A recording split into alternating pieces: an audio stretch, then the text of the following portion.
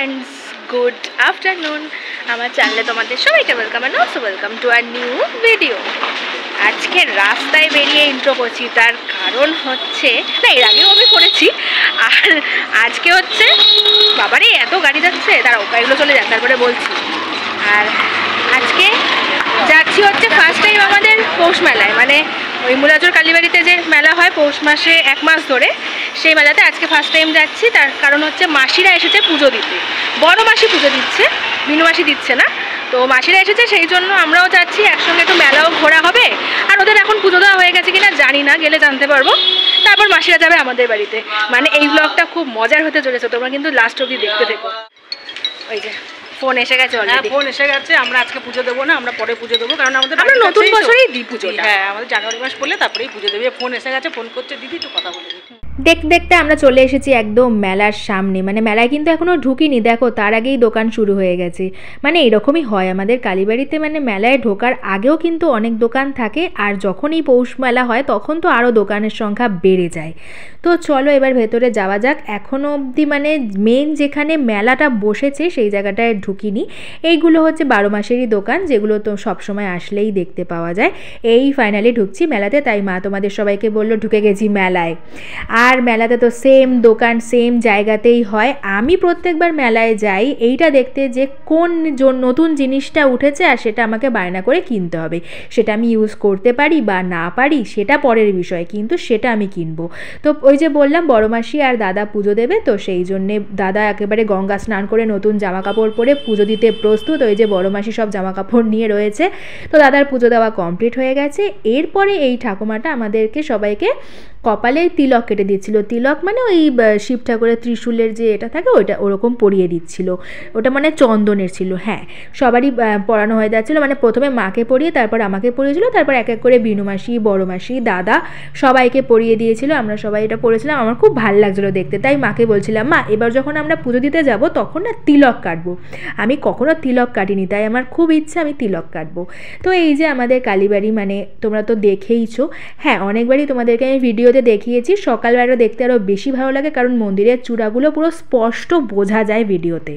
আর বেশ ফাঁকা ফাঁকা ছিল মেলাটা, যেহেতু প্রথম এখন পৌষ মাসের, সেই জন্য খুবই ফাঁকা ছিল। আর মাসিরা দাঁড়িয়ে দাঁড়িয়ে গল্প করছিল, আর আমি ওদিকে একটু ভিডিও করে নিচ্ছিলাম। ওদিকে দাদা গিয়েছিল অঞ্জলি দিতে। ভেতরে যেহেতু ক্যামেরা অ্যালাউ নেই সেই জন্য আমি ঢুকতে পারিনি। তারপরে মা একে একে সবার মাথায় ফুল ছুঁয়ে এবার প্রসাদটা দিয়ে দিচ্ছে, কারণ মাসি আর দাদা আর কি সকাল থেকে উপোস ছিল, তো প্রসাদ খেয়ে তো উপোস ভঙ্গ করতে হবে, সেই জন্য প্রথমেই প্রসাদটা খেয়ে নিল। এরপরে আমাদের মেলা ঘোরার পালা। মানে মেলাটা ফাঁকা যেহেতু আরও বেশি ঘুরতে ইচ্ছা করছে। ওই ভিড়ের মধ্যে না কিচ্ছু দেখা যায় না, ভালো করে ভিডিও করা যায় না, ঘোরাও যায় না ঠিক করে। তো দিনাদিনই গিয়েছিলাম যখন, দেখলাম বেশ ফাঁকা ফাঁকাই রয়েছে মেলাটা, আজকে বেশ জমিয়ে মেলাটা ঘোরা যাবে। তো প্রথমে চলো আগে একটু প্রসাদই খেয়ে নিই। মা আমার হাতের মধ্যে দিয়ে দিল, দেখো আমি তাই মাকে বলছি তুমি তো আমাকে খাইয়েই দিতে পারতে একেবারে, কেন বেকার হাতে দিলে? সেই তারপরে মা আমার হাত থেকে নিয়ে আবার খাইয়েই দিল। তো মাকে বললাম তুমি তো সবাইকে দিলে, এবার তুমি একটু প্রসাদ খাও। তো মাও প্রসাদ খেয়ে নিল। এরপরে চলো একটু মেলা ঘুরে নিই, তারপরে খাওয়া দাওয়ার পালা। যদিও দাদার ভীষণ জোরে খিদে পেয়ে গেছিল, কিন্তু আমাদের জ্বালায় আর সেটা বলতেও পারছিল না, কারণ আমরা তো জানোই মেলা দেখলে আর সব কিছু ভুলে যাই, কোনটা ছেড়ে কোনটা কিনবো, কী কিনবো না কিনবো সেই নিয়ে মেতে আছি। এইসব হাটটা দেখছিলাম, কিন্তু ওসব কিছুই কিনিনি। কিনেছি কি দেখো, মানে প্রত্যেক জায়গায় মার, এই সংসারের জিনিসপত্র না কিনলে যেন মনটা ভরে না। এখান থেকেও কিন্তু টুকটাক করে 3-4 রকমের জিনিস কিনে ফেলেছিল। মানে ওনার নাকি যেটাই দেখে সেটাই মনে হয় যেন ঘরে নেই, আমাকে কিনতে হবে। এদিকে এক জিনিস দুবার করে কিনে নিয়ে আসে, এইরকমও অনেকবার হয়েছে। না সত্যি আমাদেরও কিন্তু মেলাটা ঘুরতে বেশ ভালো লাগছিলো। তারপরে এখানে আবার এই ঝুড়ির দোকানে চলে এসেছে, মানে যেগুলো দরকার নেই সেগুলোও হাতিয়ে দেখতে থাকবে আর কিনতে থাকবে। এখান থেকেও কিনেছে, কিন্তু ঝুড়ি কেনা হয়ে গেছে, এই 3 বোনই ঝুড়ি কিনেছে। মানে এদের সব জিনিস ঘরে আছে, তাও মনে হয় যেন কিছু নেই, তাই কিনেই যাচ্ছে। এইদিকে আমি আমার কাজ করে যাচ্ছি, ভিডিও ফটো এই তুলে যাচ্ছি। এরপরে বিনু মাসি কিনেছিল এই ব্যাগটা কিন্তু ভীষণ কিউট ছিল। মানে একটা জলের বোতল পার্স নেওয়ার জন্য বেশ বড় সড়ও ছিল আর খুব সুন্দর ছিল। চলো এবার একটু খাওয়া দাওয়া করে নিই। ওই বড় বড় ল্যাংচা দেখালাম, ওগুলো কিন্তু খাইনি। বাবারে বাবা, অত বড় বড় মিষ্টি এখন কে খাবে। খেয়েছিলাম হচ্ছে কচুরি আর ছোলার ডাল। তো প্রথমেই মানে কচুরি আর ছোলার ডাল দিয়ে দিয়েছিল, তারপরে দাদা বলছিল চল সবাই মিলে একটা করে মিষ্টি খাই। আমি বললাম না মিষ্টিতে তো আমি একেবারেই নেই। এদিকে দুপুরবেলা কিন্তু হয়ে হয়ে গেছে, সবাই আমাদের বাড়িতে গিয়ে ভাত খাবে, তাও ওদের খিদে পেয়েছে বলে বললো একটু মেলা তো ঘুরবো, তাই জন্য একটু খেয়েই নেওয়া যাক। ঠিক আছে চলো খেয়েই নিই, খাওয়া দাওয়া করে আবার না হয় ঘোরা যাবে। ঘুরতে ঘুরতে তো আবার সেই কেনাকাটার পালা চলে এসেছে আমাদের, মানে ওই দাদার বাড়িতে একটা পুচকু আছে, সেই জন্য একটা পেন্সিল বক্স দেখা হচ্ছিলো যে কোনটা নেওয়া হবে না নেওয়া হবে, মানে এরকম টুকটাক টুকটাক করতে করতে অনেক কিছুই কেনা হলো। তারপরে দেখছি মায়ের মুখ নড়ছে, কী খাচ্ছ গো তুমি? বলছে ওই দেখ না বিনু মাসি বাদাম কিনছে, তাই আমি ওখান থেকে টুক করে একটা তুলে খেয়ে নিয়েছি। মানে কি বলবো, আর এইরকমই করতে থাকে। তো গল্প করতে করতে প্রায় চলে এসেছি বাড়ির রাস্তায়, চলো এবারে বাড়ি যাওয়া যাক। প্রায় তখন 2টো তো বেজেই গেছে, 2:30 থেকে 3টে বাজতে যায়। তো বাড়ি গিয়ে মেন জিনিস দেখালাম হচ্ছে বিনু মাসি বাড়ি থেকে কি এনেছে দেখো, মানে আমার মাসির বাড়িতে লঙ্কা, বেগুন, এই যে লাউ, শিম, মানে সবজি যে কি সুন্দর হয়েছে তোমাদের কি বলবো।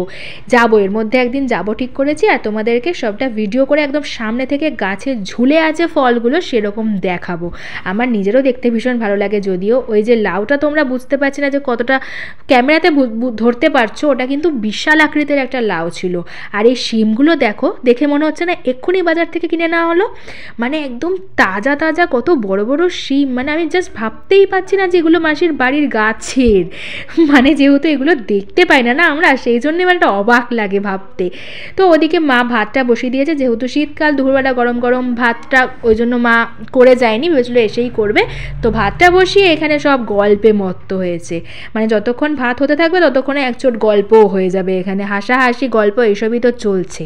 তারপরে মা খেতে দিয়ে দিয়েছিল দাদাকে আর বড় মাসিকে। তো আজকে লাঞ্চ মেনুতে সেরকম কিছু ছিল না, একদম সিম্পল ছিল, ডাল বেগুন ভাজা, মানে শিম দিয়ে ডাল বেগুন ভাজা, আর কি ছিল বলো তো, একটা তরকারি ছিল, চলো দেখাই কি তরকারি। অবভিয়াসলি ফুলকপির তরকারি, শীতকাল বলে কথা। আর অ্যাকচুয়ালি মাসিরা তো পুজো দিয়েছে নিরামিষ খাবে, সেই জন্য আর বেশি কিছু করতেও না করেছিল, সেই জন্য এরকমই করেছিল। তার মধ্যে তোমরা তো দেখলেই কচুরি খেয়ে এসেছে, সবারই পেট ভার। আমি তো ভাত কমাতে কমাতে লাস্টে একদমই কমিয়ে ফেলেছিলাম। তো খাওয়া দাওয়ার পরে আবার হচ্ছিল একচোট গল্প, এগুলোই না বেশ মজার, মানে কখন যে গল্প করতে করতে টাইম কেটে যায় বোঝাই যায় না। তো সন্ধ্যা ওদিকে হয়ে গিয়েছিল, মাসিদেরকে আমি চাও করে দিয়েছিলাম, মাসিরা চাটা খেয়ে এইবার বাড়ি চলে যাচ্ছে, মানে বাড়ি যাওয়ার পালা মাসিদের।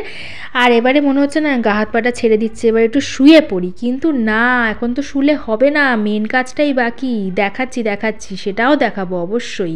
এদিকে চায়ের কাপগুলো সরিয়ে দিই, আর তখন আমার চা খেতে ইচ্ছে করছিল না, যেহেতু মানে 5:30-6টার সময়, আর তখন কি চা খাবো, মোটামুটি 7টা-8টা না বাজলে তখন ইচ্ছে করে না, তাই তখন আমি চাটা খেয়ে নিয়ে এইবারে হচ্ছে কেক বানানোর প্রিপারেশান, যেটার ভিডিও অলরেডি তোমাদের জন্য আমার দেওয়া আছে, তোমরা পারলে চেক করতে পারো। বাড়িতে প্রথমবার কেক বানিয়েছি, কেমন কি বৃত্তান্ত সেটা তোমরা ভিডিওটা দেখলেই বুঝতে পারবে। তো এখানে পুরো কেক রেডি হয়ে গেছে, দেখতে দারুণ হয়েছিল কেকটা, আর খেতেও মোটামুটি বেশ ভালো হয়েছিল, কিন্তু প্রসেসটাতে ভালো টুইস্ট আছে, তোমরা ওটা যদি দেখো ভিডিওটা সত্যি বলছি মজা পাবেই পাবে। তো খেয়ে আমার ভালো লেগেছে, তাই বাবাকে বললাম তুমি খেয়ে একটু রিভিউ দিয়ে দাও সবাইকে। বাবা দেখলাম ফোনে ব্যস্ত, মানে কাজে ব্যস্ত রয়েছে আর কি। তারপরে বললাম বলো কেমন হয়েছে, বললো দারুণ হয়েছে, সুন্দর হয়েছে। ওদিকে মাকেও জিজ্ঞেস করলাম, মাও বললো খুব সুন্দর হয়েছে। চলো এবার এখানেই টাটা।